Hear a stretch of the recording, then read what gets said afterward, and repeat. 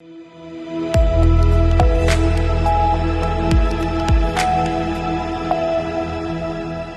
मैं हूं रत्ना और आप देख रहे हैं सी न्यूज भारत। आइए रुक करते इस खास खबर की ओर। तीर्थराज प्रयाग में 144 साल के बाद महाकुंभ के शुभ संयोग पर लोक कल्याण का संकल्प लेकर बैठी मुख्यमंत्री योगी आदित्यनाथ के नेतृत्व वाली सरकार, इन्होंने राज्य में बेहतर कनेक्टिविटी के लिए बड़े फैसले लिए हैं। पावन त्रिवेणी तट पर हुई कैबिनेट की ऐतिहासिक बैठक में 320 किलोमीटर लंबाई वाले विंध्य एक्सप्रेसवे और 100 किलोमीटर लंबाई वाले विंध्य पूर्वांचल लिंक एक्सप्रेसवे के निर्माण को सैद्धांतिक सहमति दी गई। विशेष कैबिनेट बैठक में मुख्यमंत्री ने कहा कि प्रदेश सरकार द्वारा संचालित और प्रकरण एक्सप्रेसवे के माध्यम से कनेक्टिविटी, नेटवर्क विकास और क्षेत्र में औद्योगिक परियोजनाओं का विकास हो रहा है। वर्तमान में प्रदेश के पश्चिमांचल, मध्यांचल, पूर्वांचल और बुंदेलखंड क्षेत्र एक्सप्रेसवे से आच्छादित है और अब दूरवर्ती दक्षिणी पूर्वी विंध्य क्षेत्र में सामाजिक और आर्थिक विकास के लिए एक्सप्रेसवे का निर्माण किया जाना आवश्यक है। इस दृष्टि से प्रयागराज, मिर्जापुर, वाराणसी, चंदौली और सोनभद्र को जोड़ते हुए 320 किलोमीटर लंबाई वाले नए एक्सप्रेसवे का निर्माण किया जाना चाहिए। इस नए एक्सप्रेसवे में इसका प्रारंभ बिंदु प्रयागराज में गंगा एक्सप्रेसवे होगा, जबकि सोनभद्र में NH-39 पर इसका समापन होगा। इस तरह गंगा एक्सप्रेसवे और विंध्य एक्सप्रेसवे की सीधी कनेक्टिविटी होगी। साथ ही मध्य प्रदेश, छत्तीसगढ़ में झारखंड से भी अच्छा संपर्क स्थापित हो सकेगा। प्रयागराज को बड़ा उपहार देते हुए मुख्यमंत्री ने प्रयागराज में सलोरी से हेतापट्टी तक नए ब्रिज के निर्माण की भी आवश्यकता जताई। उक्त के साथ ही बैठक में साथी शास्त्री ब्रिज और यमुना सिग्नेचर ब्रिज के समांतर नया ब्रिज को भी सैद्धांतिक मंजूरी दी गई। मुख्यमंत्री ने कहा कि ये तीनों ब्रिज स्मार्ट प्रयागराज की परिकल्पना को आकार देने वाले होंगे। त्रिवेणी तट पर हुई इस बैठक में मुख्यमंत्री के नेतृत्व में पूरी सरकार ने सुरक्षित और समृद्धि उत्तर प्रदेश के निर्माण के प्रति अपनी प्रतिबद्धता दोहराई। त्रिविधि ताप नाशिनी गंगा, कूर्मी वाहिनी यमुना और अंततः सलीला सरस्वती के पावन संगम तट पर एकजुट पूरी योगी सरकार ने राज्य के गरीब युवाओं, किसान और महिलाओं के हित में कई निर्णय लिए। गंगा तीरे बने त्रिवेणी संकुल में मुख्यमंत्री और उप मुख्यमंत्री द्वय के साथ सभी कैबिनेट मंत्री, राज्य मंत्री और राज्य मंत्री गणों की उपस्थिति रही। एक्सप्रेसवे प्रयागराज से मिर्जापुर, मिर्जापुर से भदोई होते हुए संत रविदास नगर होते हुए यह काशी, चंदौली और गाजीपुर में पूर्वांचल एक्सप्रेसवे के साथ जुड़ेगा। इसके अलावा वाराणसी और चंदौली से यही एक्सप्रेसवे सोनभद्र को जोड़ते हुए नेशनल हाईवे के साथ जुड़ेगा। तो यह इंफ्रास्ट्रक्चर की दृष्टि से, जैसे प्रयागराज में प्रयागराज चित्रकूट डेवलपमेंट रीजन यहाँ पे हम लोग तैयार करने जा रहे हैं, वैसे ही वाराणसी में भी वाराणसी बिंद एक डेवलपमेंट रीजन, वहां पे भी डेवलप करने की कार्रवाई पर नीति आयोग के साथ मिलकर के इस कार्यक्रम को तेजी के साथ आगे बढ़ाया जा रहा है। तो ये डेवलपमेंट के वे रीजन होंगे जो वास्तव में यहाँ की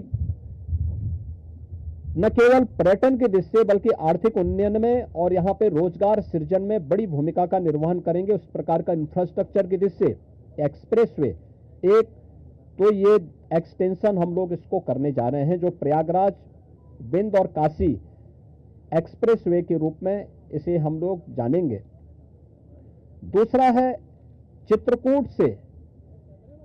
चित्रकूट और प्रयागराज के गंगा एक्सप्रेसवे को जोड़ने के लिए बुंदेलखंड एक्सप्रेसवे को गंगा एक्सप्रेसवे के साथ यहां पर भी जोड़ने की एक कार्रवाई को आगे बढ़ाना, जो चित्रकूट की दूरी को प्रयागराज के साथ जोड़ सके और रीवा हाईवे जो नेशनल हाईवे है, इस हाईवे को भी एक सुविधा इस एक्सप्रेसवे के साथ, गंगा एक्सप्रेसवे के साथ या फिर बुंदेलखंड एक्सप्रेसवे के साथ जुड़ने का एक अवसर प्राप्त होगा। तो ये दो महत्वपूर्ण के साथ साथ प्रयागराज की अपनी आंतरिक चैलेंजेज हैं, ट्रैफिक के चैलेंजेज हैं, और इसमें हम लोगों ने अभी से यहाँ पर पहले आदरणीय प्रधानमंत्री जी की प्रेरणा से भारत सरकार के राष्ट्रीय राजमार्ग विभाग ने लखनऊ रायबरेली होते हुए प्रयागराज की दूरी को बहुत आसान किया है, जिसमें गंगा नदी पे एक 6 लेन का ब्रिज भी बन रहा है।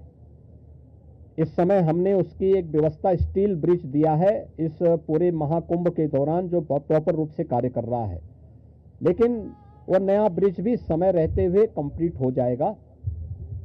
ऐसे ही अन्य कनेक्टिविटी के लिए यहाँ से मिर्जापुर, जौनपुर, वाराणसी, आजमगढ़, गोरखपुर की कनेक्टिविटी को बनाए रखने के लिए यहाँ पर जो मांग हो रही थी, प्रयागराज शहर की तरफ से सलौरी और हेतापट्टी के बीच में, झूसी के बीच में इस पूरे ब्रिज को बनाने की एक कार्रवाई को, 4 लेन के एक ब्रिज को सरकार इसको बनाएगी।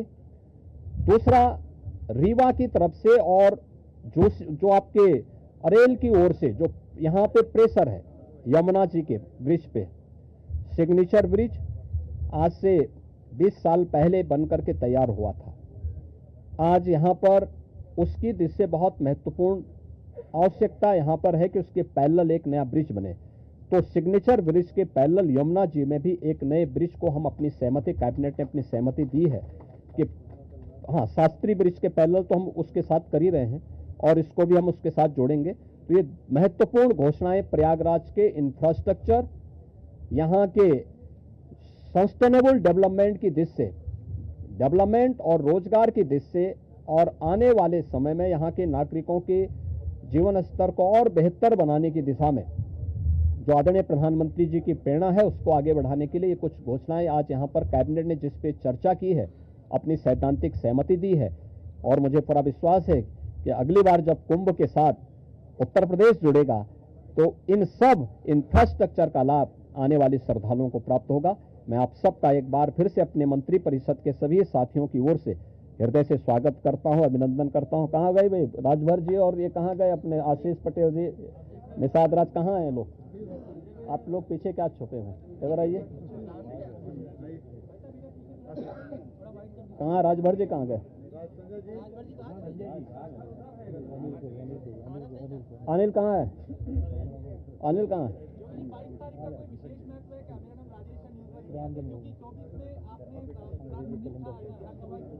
हाँ, तो इसीलिए तो यहाँ पे ये प्रभु की ही कृपा है।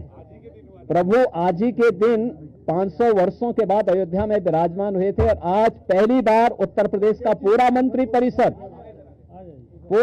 परिषद आज यहाँ पर आया है।